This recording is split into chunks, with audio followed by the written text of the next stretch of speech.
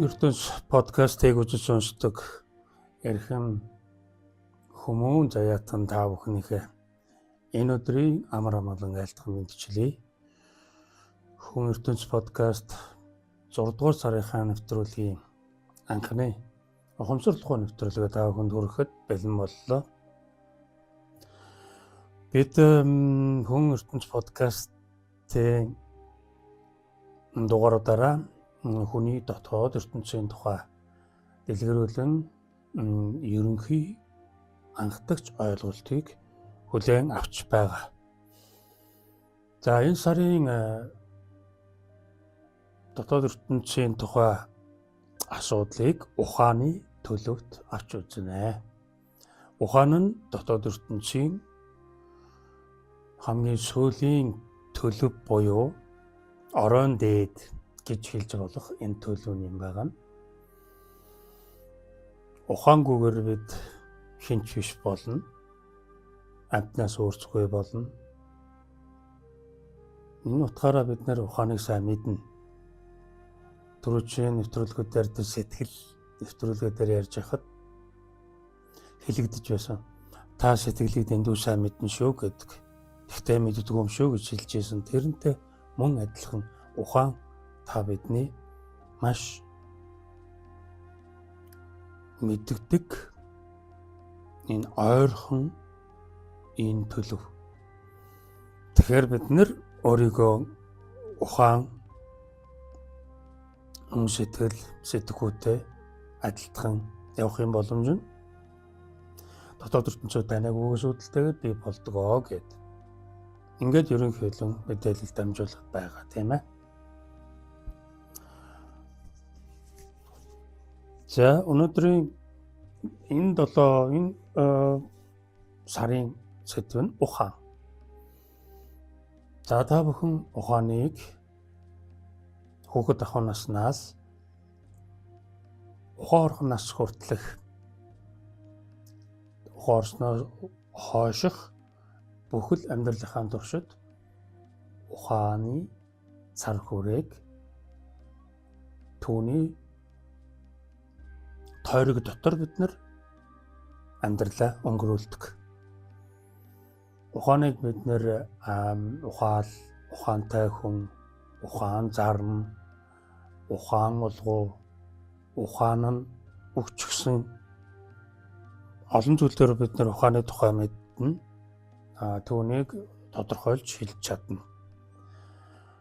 Гэтэл нөгөө хүн ертөнц подкаст маань ухааныг өндөр дээд боломж гэж авч үздэггүй. Дотоод ертөнцийн нэгэн төлөв гэж авч үзэж байгаа. Энэ учир шалтгаанаа та бүхэндээ одоо тайлбарлан таниулах ийм 3 нэвтрүүлэг энэ сард явах нэ. Ухаан дээр бид энэ амьдралыг цогцлон байгуулдаг буюу энэ сэр цэхэрэггүй байх үеийн амьдрах энэ арга ажиллагаа түүнд нөлөөлсөн гадны болон энэ дотоод нөлөөллийн хүртэмжүүдийг ухааныхаа цар хүрээгээр бид нэр шийдвэрлэж түүгээрээ бид даван гарч энэ бүх амьдралын зам мөрийг туулж явдаг. Бид ухаан зарж амьдардаг. Энэ бол бидний хамгийн сайн мэдэх төлөв байдал нь тийм ээ.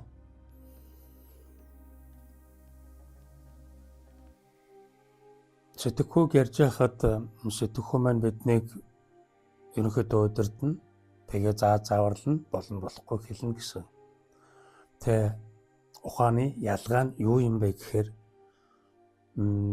аливаа зүйлийг хүртэмж бүхнийг амьдралын янз бүрийн шалгууруудыг ирсэн даруйд нь хүлээн аваад тэгээд бодож боловсруулж авах гэхийн ухааныг ашиглаж шүүн тунгаах энэ үйл ажлыг хийдэг энэ нь ухаан. Сэтгэхүй шиг ажилтдаг, сэтгэхүй шиг төлөвтэй биш гэсэн үг байна тийм ээ. Ухаан зарна. Ямар нэг асуудал амьдралд туллаа гэхэд түүнийг бид ухаан зарж шийдвэрлэнэ. Ухаан зарахгүй шийдвэрлэх үйл явц нь дараа нь ухаан зардаг байжтэй гэсэн харуулсал, гимшилд хүрэгдэг юм талтай. Тэгэхээр бид нэр ухааныг мөнөө бас хэрэгэлдэг байх нь, ашигладаг байх нь. Ухаантай байх тухайд бид нэр ирмэлзэлтэй явхад ухаан бидэнд байж л байна. Түүнийг бид хэрэглэх бүрэн эрхтэй буюу түүнийг хэрэглэх боломжтой. Бид ашиглаж гэнэ үү, үгүй юу гэдэг нь тухайн үйлдэл түүний үр нөлөөгөөр бий болсон тэр зүйлээс үнэлтэнд тавигдаад шийдэгдчихдэг. Тэгэхээр бид нэр дотоод ертөнцийн нэгэн төлөөлөл юм хойно ухааныгаа бид ашиглах буюу ухааныгаа бид хэрэглэнэ. Ухааныг хэрэглэхэд бол яах ёстой болох нь вэ? Түүнийг бид мэдэх ёстой болно. Ухаан гэд ухаантай хүн, энэ ёстой ухаантай хүн, энэ юм жоох ухаан муутай хүн ингэж бид нар хараад үгэн чад. Өөрсдөө бид ухаан заруул зарч чадна, ухаан гаруул гаргаж чадна гэж бас бодно. Гэвч ухаан гэж чухам юу юм бэ гэдгийг нь бид нар мэддэггүй. Ингээ мэдж авах ёстой болно. Гэхдээ мэдж өгөхөд байхын гэсэн санаад бид бүхэн төрнө. Гэхдээ бүх зүйлийг бид мэдээд дараа нь ойлгож явж цаашаа дараа чийл явцсан явагдах ийм ухамсарлын шат амжлагтай үйл явц гэдгийг бид нар тоочин яриад байгаа шүү дээ, тийм ээ. Бүх зүйлийг доороос нь буюу үндэс суурнаас нь эхэлнэ гэдэг. Тэгэхгүй бол бид нар юу болоод байгааг ойлгохгүй. Тэр мэдхүйн нэвтрүүлэг дээр ярьж байсан дэр Ошо Өгшийн модны навч мөчрийг хичнээн тайраад түүнийг та устгаж чадахгүй. Үнцийг нь устгахыг тохиолдолд мод зааж устгахгүй улам илүү сагсааж ургана гэдэг. Яг энэ шиг нөгөө ухааны төлөв, дотоод ертөнцийн төлөвийг бид нар мэдэж ойлгох үндсийг нь тавихгүй болвол мэдээж санагдаад явцдаг. Ухаангүй эн чинь ойлгож чадах юм байхгүй мэдээж асуудал гэж. Тэгтэл хүмүүн та өөрийн энэ хүмүүн заяага өөднөргийн тухайд юу бидэнд чөдөр тушаа болоод байна? Юу бидэнд хөгжлийн гацаа болдгийм бэ гэдгийг мэдэж авахын тухайд бид нар мэдлэгээс эхлэн шүү гэж хэлж байгаа нь нөгөө үндэс суурийг нь олно. Түүнээс нь эхэлнэ гэсэн үг болж байгаа маа гэж. Тэгэхээр бид нар алхам тутамдаа, өдөр тутамдаа бид нар суралцах үйлийг хийдэг. Энэ үйлийгээ бид нар амьдрал гэж эндүрдэг гэж.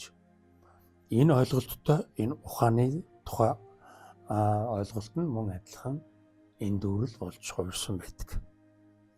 Тэгэхээр ухаан маань энэ сарын 3 нэвтрүүлгээр ярих үндсэн ухааны тухай ойлголтыг товчлон хэлье.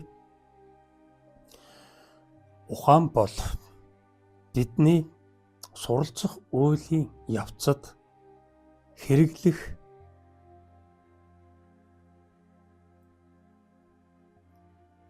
маш сайн хань ижил маань. Найз нөхөд биш бүр хань ижил. Үе зайгүй хандлах ийм сайхан хань ижил маань юм байна. Хэн нэгнээс хүмүүн болон төгөлдрчих энэ үйл явцын маш нарийн төвшөнд хүртэл буюу дотоод ертөнцөөс хүн ертөнцид хурц амьдрах энэ боломжит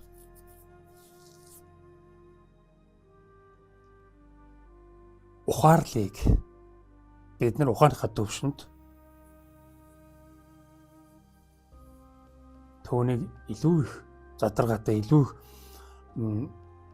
эрчимлэг ашиглаж ингэж гаргаж ирсний үндсэн дээр бид нар хүмүүн болон төгөлдрч хүртэл бидний ухаан маань бидэнд маш их хэрэг болно. Хүмүүн болон төгөлдрчүүд дараа нь бид яах ёстой болдог вэ? Хэн нэгнээс хүнээс сүнс болон хувирах учиртай буюу амин чанар болон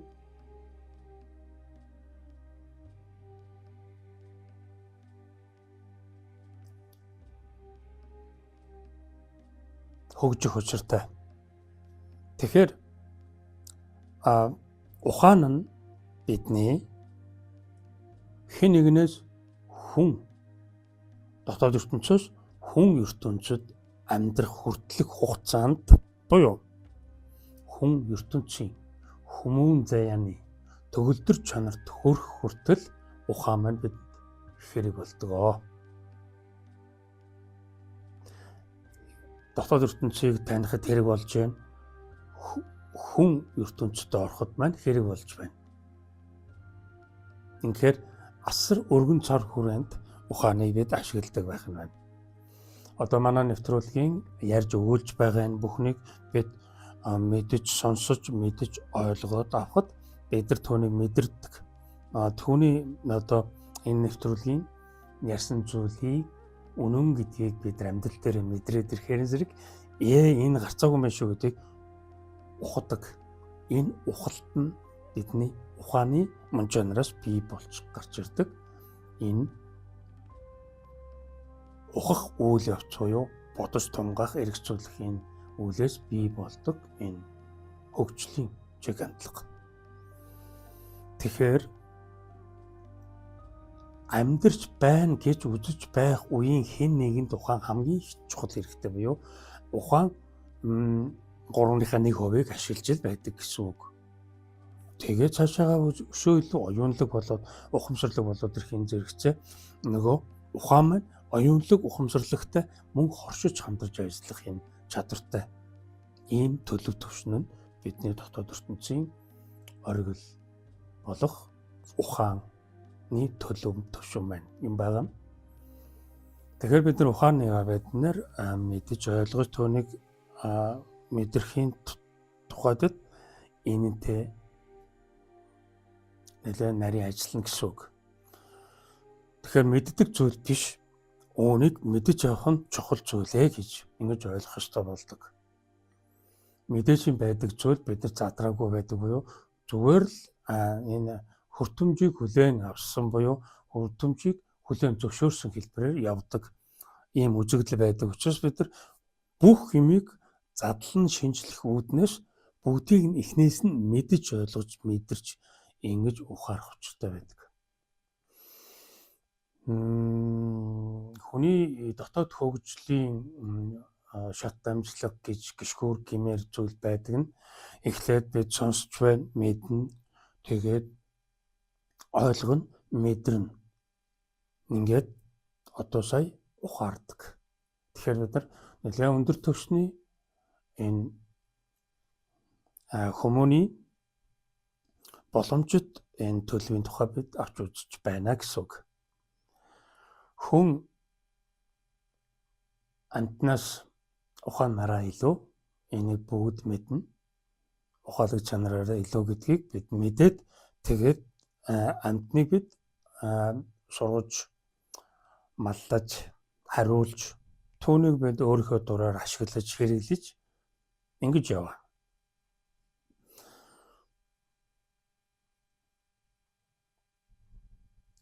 Ухаан сэтгэхүй хоёр нийлээд хүний нийгмийг бий болгосон. Ухаантай энэ чанар маань бидэнд энэ суурин иргэншил, хотчлд дэлхий дээр ноёлсон байгаа энэ төвлөрсөн энэ тогтолцоод нийгмийг бий болгоход маш их үүрэг оролттой оролцсон.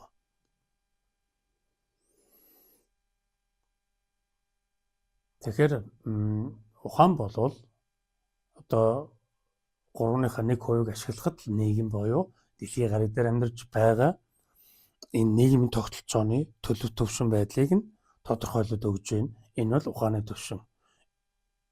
Ингээд ухаан болсон хангалттай маш өндөр хөгжилтэй орны тэр төлөвийг нь харахад энэ бол ухаалаг төлөв байна. Энэ бол амьдралын зөв хэмнэл, амьдралыг зөв харсан ухаалаг шийдэл байна гэж харж болох.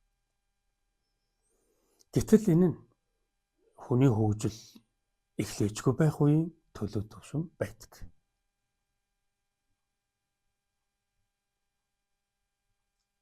Тэгэхээр ухааныг бид ашиглана гэдэг нь юу гэсэн үг вэ гэхээр ухаанд бидэд ашиглуулчаад яваад байх биш ээ.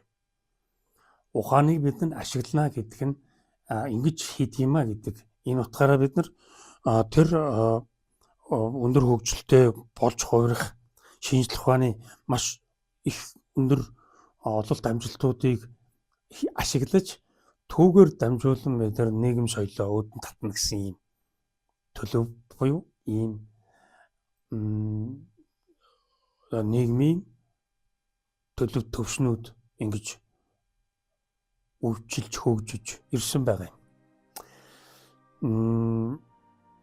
Гадаад хөгжил гэж ярьж байгаа нэг төлөв байгаа боловч тэнд хөгжил явагддаггүй зөвхөн өрнөл хүний хүсэл шунлыг өөрчилдүүлэх тийм л үйл ажиллагаа явагддаг гэдгийг урд нь бид ярьж ирсэн тийм ээ. Ухаан мөн түүнийг нь гүйцэлдүүлэхийн тулд сэтгэлийн тушаал даалгаврын дагуу мөн тийм нөхцөлийг бүрдүүлэх ухаан гаргадаг. Энэ нь ухааны оргил хэмжээ хүрсэн төлөв биш. Энийг бол тэгж ойлгож болохгүй. Тэгэхээр нийгмийн тогтолцоог бий болгосон энэ ухаалаг төлөвийнх нь энэ үзүүлэлт нь ухааныг тодорхойлох бүрэн боломж, бүрэн төлөөлөл тодорхойлолт нь биш ээ гэж үзэх ёстой болж байгаа. Тэгэхээр яагаад тийм болж байна вэ гэхээр бид нар нийгмээрээ хөгжих энэ хөгжлийг бид хөгжил гэж үзэхгүй, дотоод хөгжлийг л бид хөгжил гэж үзнэ гэж байгаа тохиолдолд өшөө дотоод нарийн төвшний эрчим энерги түүний солилцол түүний нөлөөллүүдийг нь харилцан хамаарлуудыг нь бид нар ялгаж салгах дэсэлж дугаарлахын тухайд бид нар энэ ухаан нарийн төвшөнтэй буюу дотоод гүн ухааныхаа төвшөнд бидэнд хэрэг болох буюу энд сая жинхэнэ ухааны оргилдоо хүрсэн хэм хэмжээг тодорхойлж болдог. Тэгэхээр гадна буюу гадаад ертөнцид бид нар ухааны зөвхөн багахан тодорхой хэсгийг л ашигладаг гэсэн үг. Сэр захирлсан ухамсарлаг зам өрөөр замнагч хүнд ухаан нь маш их тус болдог. Маш их хэрэг болно.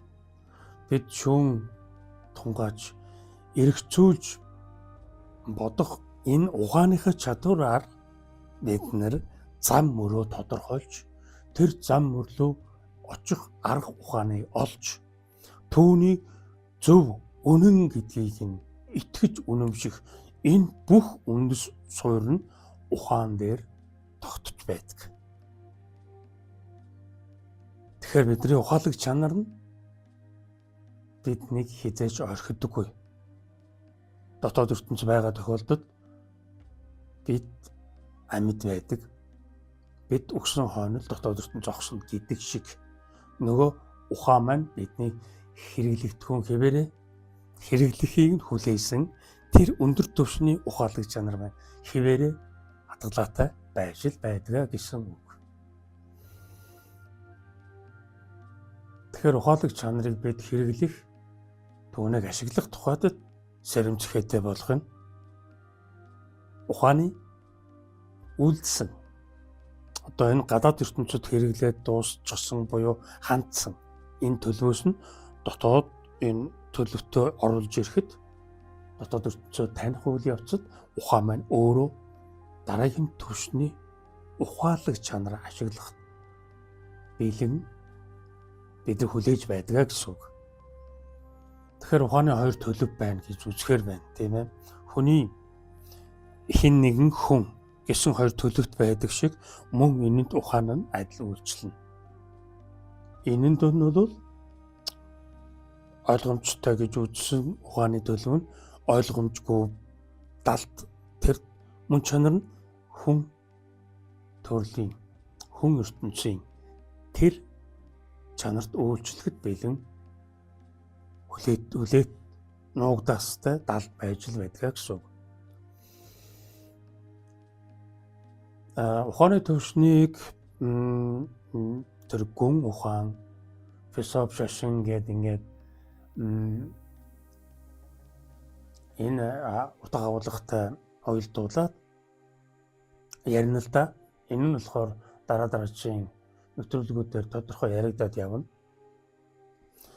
Тэгэхээр гадаад ертөнцид бид нэр ухааныг тултал нь ашигладаггүй гэсэн үг.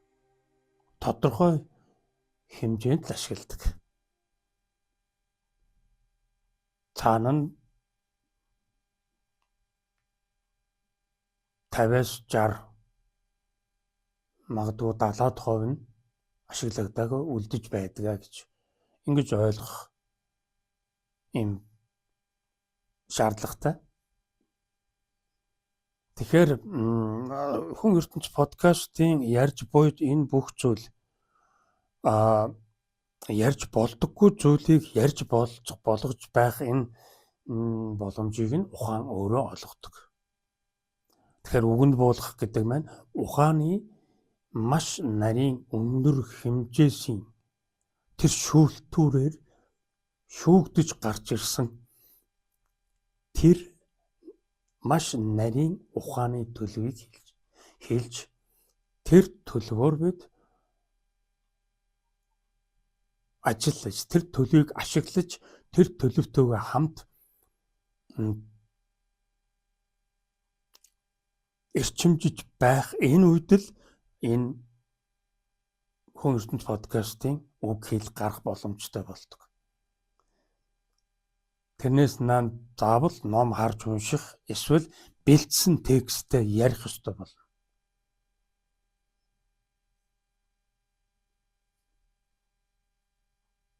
Тэгэхээр нөгөө задаргаанууд хийгдээгүй байна. Одоо энэ шинжлэх ухааны гэдэг бүх юм чинь нотлогоо баримттай тэгээд цагаан дээр хараар бичсэн тэр зүйлийг уншиж танилцуулах энэ хэлбэрээр явагддаг. Яг манай хүн ертөнцийг ингээд шууд ярьдаг нэвтрүүлгийг болохоор хүлээн зөвшөөрөхгүй.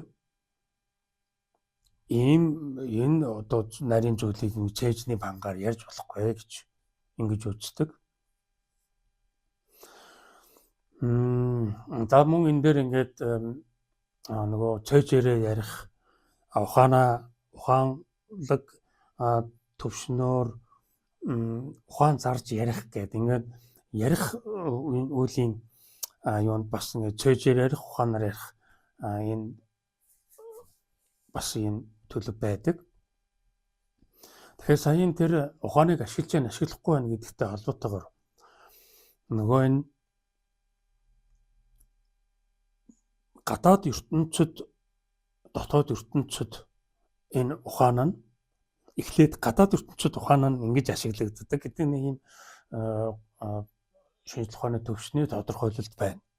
Дотоод ертөнцид ороод ирэхээр дотоод ертөнцөө таних, дотоод ертөнцөө мэдэж ойлгохын тухайд санаа сэдэлтэй болж байгаа хүнд болохоор өөр ухааны төвшин үйлчлэлт юм байна гэдгийг мэдэрдэг. Ухаан чинь өшөө задардсан байна. Задлагаа хийж болдгийм байна. Энэ жишээ нь би боддог гэдгийг би боддгоо бодол үргэлжилдэг гэдгийг бодлын хэвийн төлөв төвшин байна гэдгийг би яаж мэддэг юм? Би яаж энийг тийм гэж хүлээн зөвшөөрөд толгойд өгöd байгаа юм? Энэ бүхэн чинь түүнийг олж харсан ухааны төлөв байгаа учраас бид түүнийг таниад байгаа юм байна. Байна гэдгийг нь хараад байгаа юм байна. Тэгвэл тэр байдаггүй, харагддаггүй, үзэгдэхгүй баригдахгүй. Энэ нь шинжлэх ухаан буюу энэ аргын талын ухаанд дийлэгддэггүй байна. Баригддаггүй байна.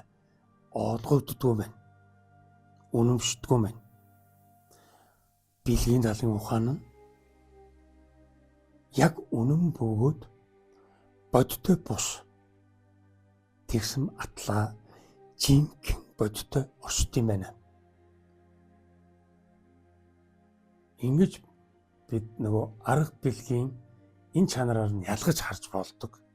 Нөгөө хэн нэгэн хүн гэдэг энэ хоёр төлөвтөө бид нар бүх юмыг хуваан авч задлж бүдүүн тоймын нарийн нэгт энэ хүртэмжүүдийг нь хүлээн авах түүнийг нь боловсруулахын бүрэн боломжтой. Бүх зүйл дээр энэ хоёр хуваагдал болдог гэсэн үг тийм үү?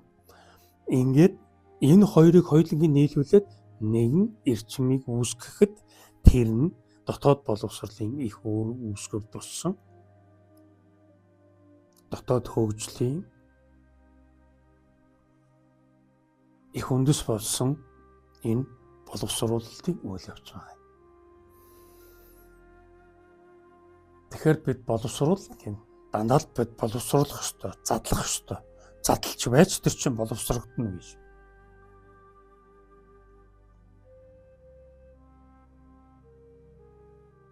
Энэ нь ухаанаар хийгдэхгүйгээр ухаан үгүйгээр энэ хийгдэх боломжгүй. Тэгэхээр заавал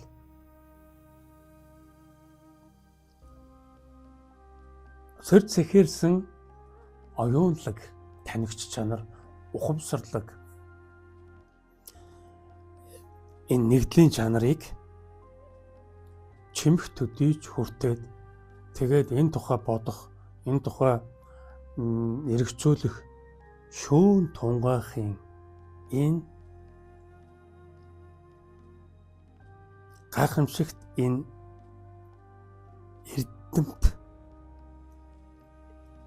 эрдэмтлэг энэ үйл нь ухаанаар хийгддэг. Тэгэхээр бид нар ухааны амьтан гэж өөрийгөө хэлж болно. Сэтгэлийн амьтан гэдэг шиг ухааны амьтан гэж хэлж болно. Гэхдээ бид ухааны амьтан төдий биш. Ингээд бас хэлж чинь тийм ээ. Тэгэхээр ухаан гэдэг чинь яг юу вэ гэдгийг бид нар задлж байж ойлгогддог зүйл юм. Гэхдээ задлчаар ийм юм болт юм а гэдгийг манай хүн ертөнц подкаст задлсан төлөвийг нь яриад байгаа. Тэгэхээр энэ задлсан төлөв нь бидний одоо ухааны төлөвт бий болж гарч ирээд тэгээд түүнийг нь хэрхэн энэ подкастаараа дамжуулах вэ гэдэг энэ аргачлал нь бий болоод түүгээр дамжуулаад бид тухайн агшинтай ярьдаг. Тухайн агшинтай дамжуулалтаа хийдэг. Бэлдсэн юмыг бид ярьдаггүй, тэгж ярих шаардлагач байхгүй. Хэн нэгний ухаан санааг ашигласан зүйл энд огт байдаггүй. Энэ нь юу гэсэн үг вэ? Боловсруулалт хийсэн хүний ухааны төлөв төвшин нь цэгцэрч өөрийн ганцтод хөгжлийн боломжийг олгохын хэрээр тухайн хүний өөрийн гэсэн дотоод боловсрол бий болдгиймаа гэж ингэж хэлээд байгаа. Тэгэхээр та ганц тот гэдгээрээ давтагдчихгүй 8 тэрбум хүнээс тантай адилхан нэг ч хүн байхгүй гэдэг энэ давтагдчихгүй оюуны энэ авгаа их кодчлолынхоо энэ чанараар бид нар ганц тот дотоод боловсролын хөгжлийг эрхэмлэх ийм л зам мөртөө энэ зам мөрөөр бид нар замнах учиртай. Ийм сургалт, ийм сонголтыг хийхээр энэ сургалтанд хамрагдахаар бидний сүнс энэ биеийг зорин ирж хүмүүн заяатан болж үзэж байгаа энэ сонирхолтой аяллалын үйл явцаа. Тэгэхээр энд ухаан хэрэг болдог байх нь байна. Ухаалаг чанараа бид ашиглахгүйгээр нэгч үг, нэгч учир утгатай буюу учир зангилаагийн олсон энэ үг бидний амнаас гарах боломжгүй. Тэгэхээр сэрэмт зэхэлэг энэ оюунлаг ухамсарлаг хүмүүн нь угаасаа ухаалаг болчихдог. Ухаалаг төрөлтөн. Энэ бол хүмүүн заяаны хэрэгээ гаргах алтан боломж ирж буй тэр агшин хором. Түүнээс цааш ухаан үгүй буюу оюунлаг ухамсарлаг чанараараа цаашаа хөгждөг. Одоо ухааныг тухайн үедээ л ашиглан болохоос биш ухаалаг чанараа бид хойш нь тавьдаг гэсэн үг болдог. Тэгээ ухааны дараа оюуны дараа ухамсар. Ийм түрүүчээсэн тэр шат гიშгүүр гэж үзвэл бид ийм гიშгүүрүүдээр явдаг. Тэгээд 2014 оны хамгийн сүүлийн нэвтрүүлгээр хэлж байсан тэр хамгийн сүүлийн гიშгүүр дээр гიშгээд цаашаа гიშгүүр байдаггүй. Одоо гიშгэж явдаг, алхаж явдаг биш. Одоо бид нисэн. Энэ тухай ярьж байсан да. Ийм ойлголтыг цаашаа ингээд хүртээд явдаг. Тэгэхээр бид ухааныг ашигладаг гэдэг эзэн байр суурь тодорхой болж байна тийм ээ. Ухааныг бид ашигладаг болохоос ухаанд бид ашиглуулахгүй гэж. Ухаанд ашиглуулад байгаа төлөв байдал нь болохоор бидний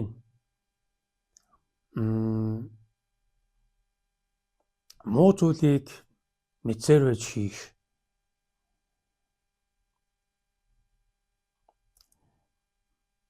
Анхнаасаа сэтгэлийн буюу хүсэл шунлын өгөгдөлтэй түүнээс үүдэлтэй сэтлэр бий болсон альва нэгэн үйлийг хийхдээ бид нар ухаанаа ашиглацдаг. Манай түрүүшний нэвтрүүлгээр зөндөө ярьж байсан да. Тэр шоронд орё гэж бодоагүй. Гэхдээ хүслээ биелүүлэх гэж яваад шоронд орчихдог гэдэг нэг үг байдаг. Тэр хулгай хийх байдаг юм уу? Янз бүрийн тийм бусрамг үйл хийхдээ бид нар ухаанаа ашиглацдаг. Ухаанд ихэд ашиглуулдаг. Ухаан бол ашиглахгүй. Би тийм муу юм хийхгүй гэж тийм өөрийн тийм эрх буюу өөрийн шийдвэр эзэн байр суурь түүнд байдаггүй. Зөвхөн түүнийг тэр хүн өөрөө л ашигладаг. Энэгээр мөн ухааныг хүртэл бид ашиглана шүү. Ухаанд бид ашиглуулахгүй шүү гэдэг үгийн утга тайлэгдэж байгаа юм. Хүсээгүй зүйлийг хийдэг. Гэхдээ хийхдээ арга зал хэрэгэлдэг. Тэр арга залыг бий болгодог нь ухаан өөрөө. За ингээд хийчихье. Ийм тохиолдолд нь ингээд гарчээ. Ингэж гарах боломж байгаа. Гэхдээ энэтэй яриа тохироо хийх ёстой. Энэтэй яриа тохироо хийхгүй бол энэ чинь хаалгаа нээж өгөхгүй. Тэгэхээр энэтэй яриа тохироо хийн. За эндээс авсан тэр баялаг юмнасаа энэ тодорхой хувь өгч. Тэнгүүд энэ хаалга нээгдэнэ. Тэнгүүд чөлөөт. Энэ чинь юу болж байна? Ухаан ажиллаад байна шүү дээ. Одоо яг цаг үед манай энэ төрийн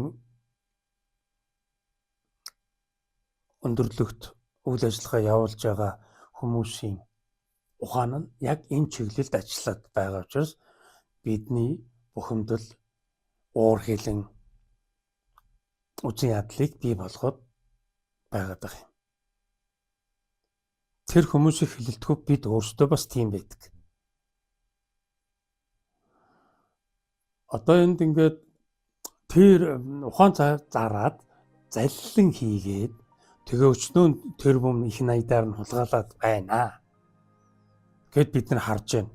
Тэгэхэд бид нар тэр их найдаар хулгай хийгээд тэр бүмаар нь хулгай хийгээд байгааг бид нар мэдж байна.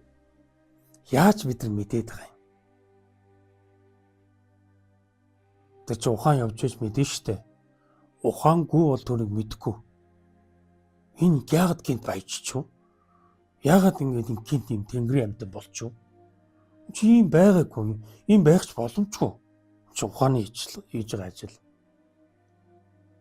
Энэ бол ухааны хийдэг ажил. Тэгэхээр тэр хүмүүс ухаан ашиглаад мөн тийм баялагийг эзэмшээд байна. Энэ баялагийг хүртэхгүй байгаанууд нь мөн ухаан ашиглаад яагаад бид хүртэхгүй байна гэд ухаанаараа бодлоо ашиглаад ухаан өөрөө тэр бодлыг ажилуулад ашиглаад үйлийг хийгээд байгаа гэсэн үг. Тэгэхээр нөгөө баялагийг эзэмшиж байгаа нь ухаан, баялагийг эзэмшчлээ гэдгийг нь харж байгаа нь ухаан. Энэ бүхэн ухаантай холбоотой асуудал.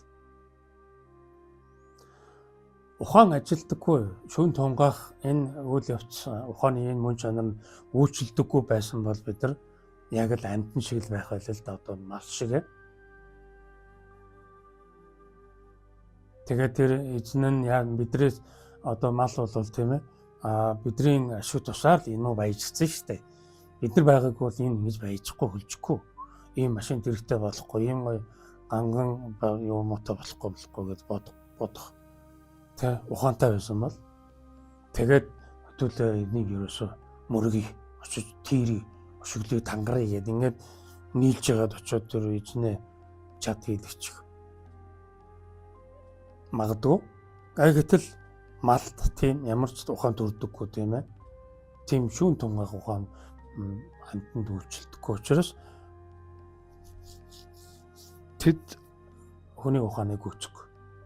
Яг тэрэн шиг одоо энэ баялагын эзэн болоод байгаа хүмүүс нь болохоор тэр мал шиг байгаа хүмүүсийг л одоо тэр хүмүүсийг нийт олныг мал шиг байгаасаа гэж үнэхээр хүсдэг. Тэнийг байгаад өгөөсэй. Тэнийг дээр нь ажиллаад авах юм шүү гэсэн ийм ухаан гаргадаг. Тэгэнгүүт ихэнх нь тэнэгдүү байдаг. Нөгөө түрүүчийн нэг төрөлөөр хэлжсэн бидний олонх нь сэр зэхээргүй байдаг юм аа. Маш цөөхөн хүн сэр зэхэрэг тухай санаа бодолд хөтлөгддөг.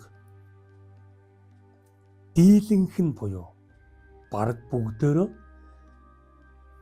ухаан болгоо мунхаг төлөвт байдаг юм а гэж ярьжсэн. Энэ нь мөн ухаан дээр мөн тэгээд одоо дийлэнх олонх нь гэдгээрээ мөн бас амтны дугаа болчихсоо л явж идэг. Тэгэл өдөр тутмынхаа амжиргааны зүйл дээр л гарын царнаад төвлөрөөд тэнд хамаг цаг нь өргөдөд ингээл өдөр хоног ээжлээд ахаар нэг тийм л байгаа шүү дээ. Ийм л байдаг гэд тэрэндээ үнэмшээд ийм л байдаг дөө гэд итгэж гисэн явдаг ийм л учиртай. Тэгэхээр ухаан бидэнд яаж үйлчлээд байна гэхээр үйлчлэх маш өргөн цар хүрээний боломж ухаанд өөрт нь байдаг. Түүнийг бид нь ашигладаггүй юу? Түүнийг хүртэж гэнэ хүртэхгүй байна уу? Энэс бүх юм шалтгаантай байдаг.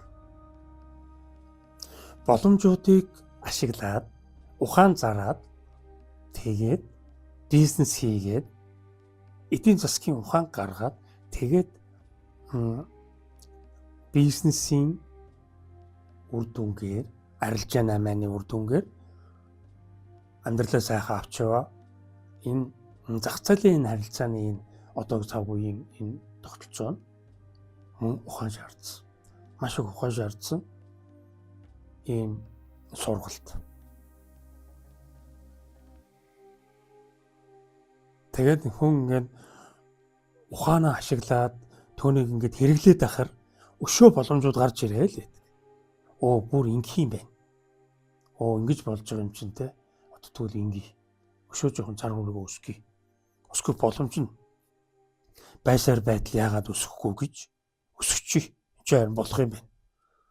Өшөө цаашаа ингээ. За тэгээд алс ирээдүйд ер нь бүр ингээ шүү. Энэ боломжтой болчихдог. Тэгэхээр нөгөө ухаанаа ашиглаж байна. Бүр илүү ашиглана. Эдгээр чинь ингээд хүн дээр өөр болоод явчихна. Хүн өөрөө энэ гурвыг нь ашиглаж болно. бүр ухааны оргил төвшин болсон тэр оюунлаг ухамсарлаг энэ төлөвт хүртэл ухааныг хэрэглэж болдог гэдэг байна, тийм ээ.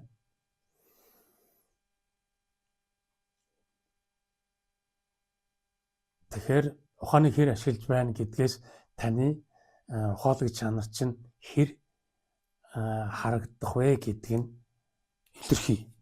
Амьдрал дээр өдөр тутам хав орхинд чинь танд өөрт чинь хүртэл маш тодорхой илэрхийлэгддэг. Ухаан ашиглал намайг ашигла гэж бэлэн байж байдаг. Ашиглуулахад бид бэлэн байдаг. Билээхэн арга ухаан байж байдгаа гэсэн үг. Бид нар түүнийг ашигладаг. Ихэнх нь. Тэгэхээр ухаан хязгааргүй юм шиг ойлголт төрнө. Одоо шинжлэх ухаан гэдэг маань өөрөө ухааны нэлээд оргил төвшөнд хөрсөн хүмүүсийн хийдэг ажил гэж үзнэ, тийм үү? За тэгээд энэ гүн ухаантай холбогдоод бүр гүнзгий ухаан болоод ингээд хөгжсөн юм байна. Тэгэхээр нөгөө шинжлэх ухаан гэдэг чинь өөрөө маш өндөр түвшний ухаан шаардсан үйл ажиллагаа байх учраас өнөө хийх чинь ухаантай хүмүүс хийнэ. Тэр ухаантай хүмүүс арга ухааныг л олоод түүнийг улам баяжуулаад байх энэ чадвартай байгаа хүмүүсийг хэлж байгаа. Шинжлэх ухааны эрдэмтэн энэ доктор, профессорууд гэдэг маань хүнд заах хэмжээний тийм их ухаантай болчихсон. Тэр ухааныг бүрэн ашиглах хэмжээний эрх мэдэлтэй болчихсон. Тийм хүмүүсийг тодорхойж хэлээд байгаа. Тэг шинжлэх ухаан гэдэг одоо бол шинжлэх ухааны үндэслэлтэй гэдэг үг бол зүгээр бурхны дүндэн шиг ийм үг болчиход байна одоо, тийм үү? Тэгээ шинжлэх ухааны үндэслэлтэй бүтээгдэхүүн энэ хэрэгжүүлэлт энэ бүхэл явц. Тэгээд удирдуулах ёс мос энэ бүх юм чинь ухааны цар хүрээнд болдог, хийгддэг ийм зүйл. Тэгэхээр энэ нь гадаад ертөнцийг бүрэн удирдсан буюу бүрэн түүний арга ухаан нь болсон ийм үндэс суурьтай байгаад. Тэгэхээр нөгөө нийгмийн тогтолцооны үндэс суурь нь ухаан, сэтгэхүй хоёрын үр байх нэ гэж ингэж ойлгогдно. Тэр үрийг усалж тордож байгаанууд нь яаж вэ? Илүү их эрх мэдэл, илүү их боломжуудыг өөртөө болон эргэн тойрныхондоо олгож байдаг гэсэн үг. Тэгэхээр ухааныг бид яаж ашиглах болно? Яаж ч ашиглахгүй байж бас болно. Хүн сонголтын эрхтэй гэдэг шиг мөн бас энэ ухаантай байж яхи тэнэгдүү явъя гэд ингээ явж хад асуудал байхгүй. Гэхдээ хитрхи тэнэгтэй ирэхээр мэдээж асуудал үүснэ. Тэр үед нь яг ухаан гаргаад тэгээд харгалцна. Ингээд явдаж болно. Ер нь ингээл яваад байдаг. Гэтэл ухаан зарна гэдэг чинь их өөртөө ажиллах, өөрийн ганц тод хөгжлийнхоо чиглэл рүү орж байгаа юм шиг санагдахаар тэгж эндүүрхээр тийм хэмжээний өөртөө ажилдаг үйл явц байхгүй юу? Тэгэхээр дотоод ертөнцийн нэлээд өндөр оргил түвшний гэдэг энэ хугтгуун нь ингэж гараад ирдэг. Тэгэхдээ бид бол ухааны амьтан огт биш. Бид ухаан төдийхөн биш. Ухаан бол бидний хэрэглэгдэхүүн. Түүнийг бид хэрэглэж хүмүүн заяагаа тэгш итгэнэ. Хүм болон төвлөржин. Ингээд ухааны үүрэг ороод болно. Баярлалаа гэж хэлээд цаашаага ухаанаа орхиод явна. Энэ үед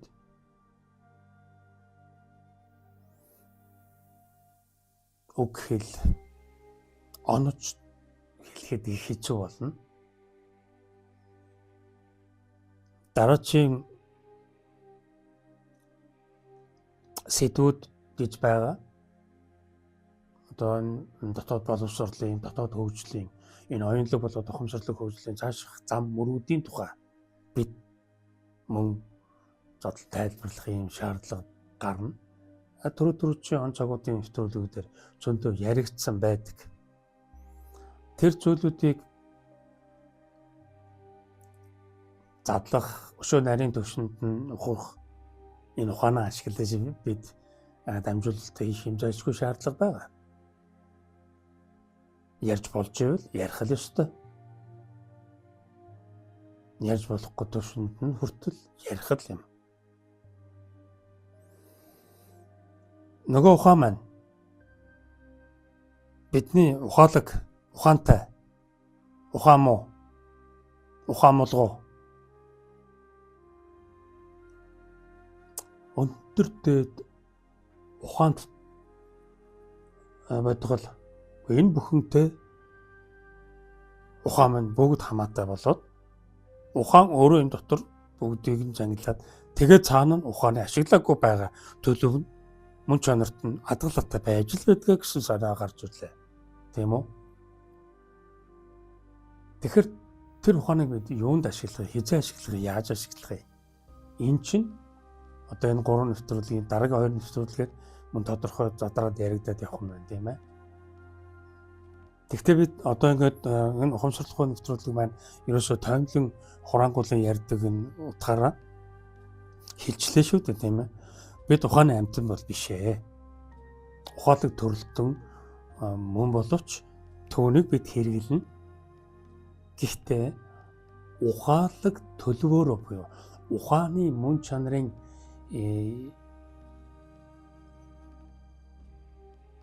оргилд хүрсэн ч байсан бидний хүмүүн заяаны хэрэг бүтэх энэ үйл явц нь арай болоогүй буюу энэ ухааны төвшөнд хэрэгждэг юм аа гэдгийг хэлж өгч байна шүү дээ.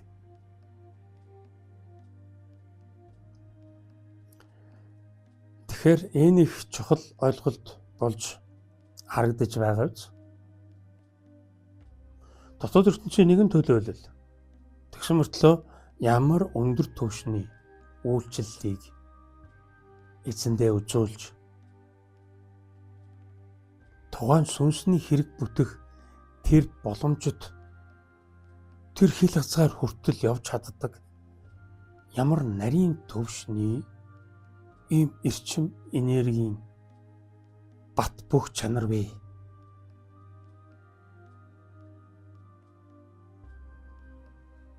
Яг ухааныг бүрэн гонго ойлгож мэдэрч хүртэхээр үнэхээр бишрэм. Хүний энэ ухаан гэдэг бол хязгааргүй мэд, хэмжээсгүй мэд тэгж санагдахаар тийм агуу гайхамшигт хурж болох үз.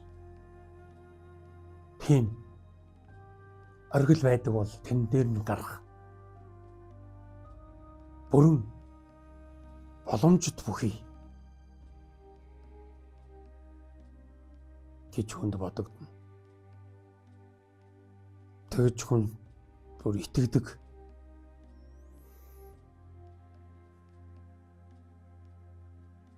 Тэгэхдээ бид мэдээд ойлгоод мэдрээд явж явах хугацаанд түүний хязгааргүй мэд хязгаартайг нь ойлгодог, хүртдэг, үнэмшдэг, итгэдэг. Тэгээд тэрэнд тодорхой төвшин байгаа юм байна. Тэр төвшөнд хүрээд энэ зогсдгийм байна. Ухааны төвшин гэж байгаа юм байна. Ухаанаас цаашаагаад өшөө бидэнд хөгжлийн зам мөр гэж байгаа юм байна.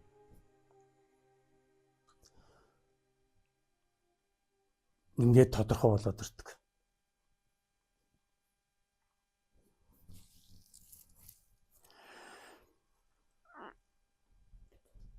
Бид хөгжлийн чиг хандлага төвний дотоод боловсруулалт, дотоод хөгжлийн хөдөлгөөнд чанар эрчимлэг тэр чанарыг хадгалах, түүнийг одоо сүнсний мөнхийн одоо мөнх чанарт та уялдсан тэр хөгжлийн амин чанарын мөнх энэ урсгалтай нэгдэх энэ дотоод хөгжлийн боловсруулалтыг эхлээд заавал ухааны төвшөнд бид хийдэг. Ухааны төвшөнд анхлан хийхгүйгээр бид нэр зөн совин онгод тэнгэрийн шууд дамжуулалтаар бид нэр хүртэмжийг хүртэж авах боломжтой боловч өөрийн хөгжлийн буюу тухайн ухамсарлаг сүнсний тэр боломжит тэр хөгжлийг бий болгож дөнгөдөг. Тэгж чаддаг. Тэгэхээр аливаа нэгэн зүйл тохиолдлоо ямарваа нэгэн амьдралын янз бүрийн тийм өдөр тутам болдог. Тэгээд өөрт ирж буй аливаа нэгэн амьдралын хүртэмжээс хүн ухаалаг чанар гаргах, түүнд ухаан заргах шаардлага гарлаа гэхэд бид түүнийг ухаан зарж, түүнийг учрыг нь олж, учрыг нь тунгааж, тэгээд түүнтэй нүүр тулан уулзаж, түүний учрыг олоод ард нь гаргах, түүнийг зохицуулах юм чадвартай. Энэ бол болно.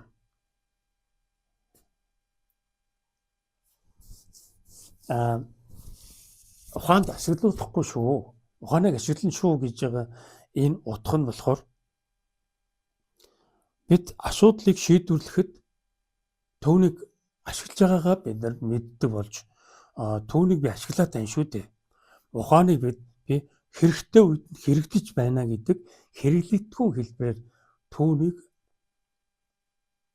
ашиглаж байгаагаа бид нар сэрч сэхэрж таниж ингэж хамтрах хэрэгтэй болж байгаа. Тэгэхээр нэвтрүүлгийн ихэнд хэллээ тэр хань хижил чинь шүү гэж. Одоо сэтгэлийг бол найзуулахчих тийм ээ.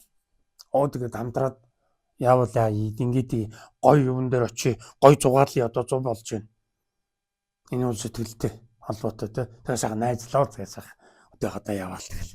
Гой мүзэл тавлаг туглах газар очиж амраал, усан цэлээл, машинд ороод, саундлоо ороод, массажинд ороод асуудал байхгүй. Сэтгэлийг дагаад явчихсан сэтгэлдээ найзлаад явчих чинь уусах болчих.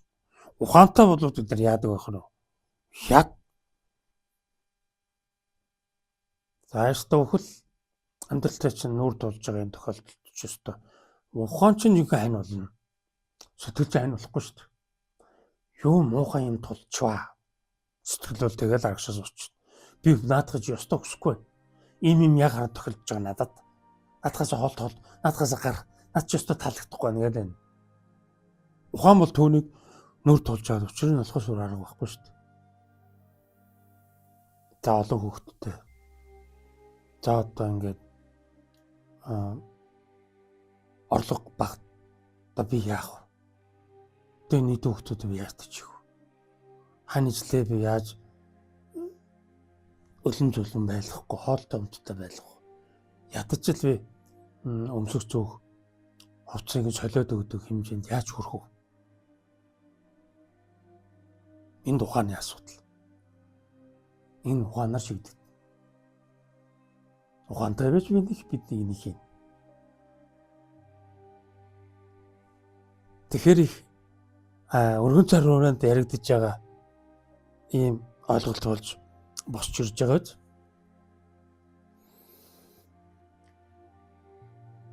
тэгэхээр дотоод хөгжил гэдэг жинхэнэ хөгжил байдаг юм а гадаад хөгжил бол хөгжил биш ээ гэдэг. Энэн дээр нөгөө мөнх бус мөнх чанарын Энэ арга дэлхийн энэ шүтэлцэн дээрээ бид нөгөө боловсролтой авч үздэг. Мөнх бус нийлүүлээд эндээ сая ухаалаг чанар байна. Бидэнд боловсруулалт хийх боломжийг олгодог гэж ингэж шууд ойлгох ёстой. Боловсруулалт хийж чаддаггүй бол арга биелэг шүтэлцээгээр л яваад байна. Би бол би, тэр бол тэр, тэднэр бол тэднэр. Би бол хүн, тэр бас хүн. Эднэр бүгдөө хүн. Гайхамшигт хүн төрөлтөв. Би чи ухаанаараа бодож хийдэг зүйл. Ухаан гарахгүй бол энийг бодож чадахгүй. Тийм хичээл тиймээр нь бодно. Ийм хичээл иймээр нь бодно. Энэ мэн жинхэнэ миний аврагч гэж яриад мөн тэрийг ингээл. Энэ нь зүгээр л нэг тийм амтналаг чанар буюу ухаан ороогүй байна л гэсэн юм төлөв төвшин байгаад байна. Ухаан дээр бид нэр чухал зарайлах хэрэггүй. Яг үл сэтгэхүй биш учраас нэг чухал зарайлах шаардлага байдаггүй. Маш сэлүүхэн хүлээн авах шаардлагатай байдаг. Хүлээн авалт гэдэг нэг юм бий. Хүлээн зөвшөөрөл гэдэг нэг юм ойлголт бий. Хутгуу бий. Тэгэхээр ухааныг бид нар мэдж авна гэдэг мэн. Одоо манай подкастын энэ дамжуулж байгаа зүйлээс үүдэлтэйгээр үүнийг бид боловсруулж бодож тунгаах юм боломж олдож байна гэсэн үг. Энэ нь ухаалаг чанарын чинь илүү хурцлж өгнө. Та өөрийн мэдлгүй тухай бодож байхад тэр чинь харьцуулалт бий болно. Тэр харьцуулалтыг чинь өшөө гүнзгийрүүлэх нь ухааны ажил. Тэгэхээр хамгийн доод түвшний бодол, дээд түвшний ухаан хоёр маш амархан буюу маш нэгт хамтарч ингэж амьдардаг хайны жил шиг ойлголт.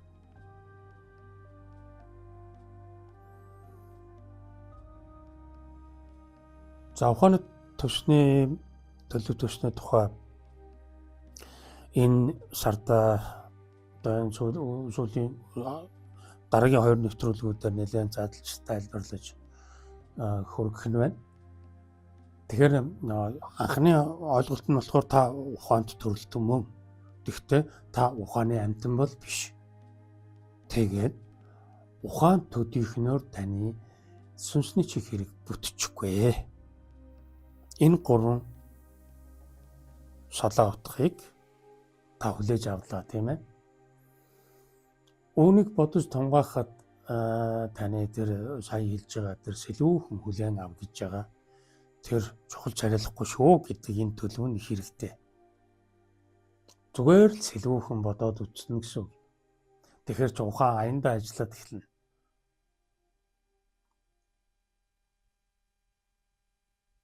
Би ч ухаалаг төрөлтөн шүү дээ. Би амьтналаг төрөлтөн биш. Би хүн учраас би ухаантай юм. Тэгээ ухаантай болохоор би энэ дэлхийн гаригийн эзэн юм. За ингэж ухааны амтан болох шахсан ийм төлөвтөө бид нар одоо нийгмийн тогтолцоо байгуулчаад тэгээд нөгөө нэг бусад ухаалаг бус чанарын гэж үздэг энэ байгаль дэлхий амтан ургамал энэ бүгдийг бид нар яасан ч ядгийн гэдэг хандлагаар харьцаж тэдрийг бид гомдоодог. Яг нөгөө хүн шиг сэтгэлийн ертөнцид очиж гомдохгүй л дээ. Тэгвэл эрчмийн солилцоо хураасан буюу байгаль өөрөө эрчимлэг солилцоогоо хумсан тохиолдлоор тэр гомдол илэрдэг. Тэгэхээр энэ нөгөө байгалийн цөлжилт, уур амьсгалын дулаалал энэ бүхнээс шалтгаантай ингээд тайлбарлаж болдог. Ухаан бол цагдчихгүй гэдэг утгаараа юуг л бол юуг ийм учиртай байхгүй. Наа чи ингээд ингэсэн учраас ингээд байгаа. Хэрэв ингэсэн бол ингэн. Ингэхгүйгээр чи ингэхгүй гэдэг. Энэ бүхний чинь ухаан гаргаж ирдэг. Тэгэхээр бид нэр идэж уухаасаа эхлүүлээд өмсөж зөөх амьдрах орчноо бүх юм бид нар ухаанаа шийддэг байна, тийм ээ. Орон байр нь ингэж байх ёстой. Ингэх юм бол одоо өвөлдөө даахгүй зундаа яахгүй гэл ингэ. Тэгэхээр дахиад хэлье, та бол ухаалаг төрөлтөө мөө. Тэгтээ та ухааны амтан бол биш. Бас таны хүн болон төрсөн энэ хүмүүн төрлийн хэрэг бүтэх тухайд ухааны төвшин хүрэлцэхгүй. За энэ гурван нэгдсэн ойлголтоор өнөөдрийн нэвтрүүлгээ өндөрлөе. Дараагийн нэвтрүүлгүүдээр нэлээд задаргаатай ойлголтууд та бүхэнд уртана. Анхаарлаа хандуулсан сэтгэлэн чилээсэн та бүхэндээ гэл айлаа. Дараагийн нэвтрүүлгээрээ эргэн уулзъя. Түр баяртай.